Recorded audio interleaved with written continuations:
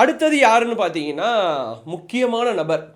இவர் வந்து கொலையாளிக்கு உடந்தையா இருக்காரு. கொலை பண்றதுக்கு உடந்தையா இல்ல, கொலையாளிக்கு உடந்தையா இருந்திருக்காரு. யாருன்னு பார்த்தீங்கன்னா சுஜித்தோட அம்மாவோட அக்கா பையன். தட் மீன்ஸ் பெரியமா பையன்.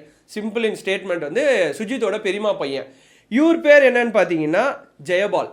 இவர் என்ன சொல்றாரு அப்படின்னு பார்த்தீங்கன்னா, என்ன எதுக்கு சம்மந்தமே இல்லாமல் இந்த கேஸில் அரெஸ்ட் பண்ணி வச்சிருக்கீங்க அப்படின்ற மாதிரி கேட்டிருக்காரு.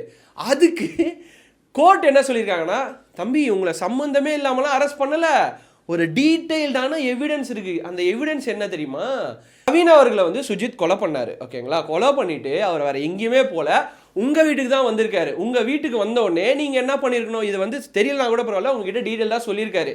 நீங்கள் என்ன பண்ணியிருக்கணும், இமீடியட்டாக வந்து போலீஸில் போய் சரண்டர் ஆகு அப்படின்னு சொல்லியிருக்கணும். நீங்கள் அவர் வந்து ரெஃப்ரெஷ் பண்ணுறதுக்கு, அப்புறம் சாப்பாடு கொடுத்து, அது அப்புறம் ஸ்டே பண்ணுறதுக்கு ஹெல்ப் பண்ணியிருக்கீங்க.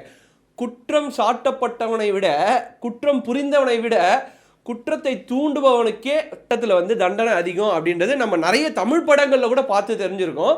அப்படி இருக்கும்போது இந்த வேலையில் வந்து இந்த மாதிரி நீங்கள் ஹெல்ப் பண்ணியிருக்கீங்க அப்படின்ற மாதிரி கோர்ட் சைட்லேருந்து சொல்லியிருக்காங்க.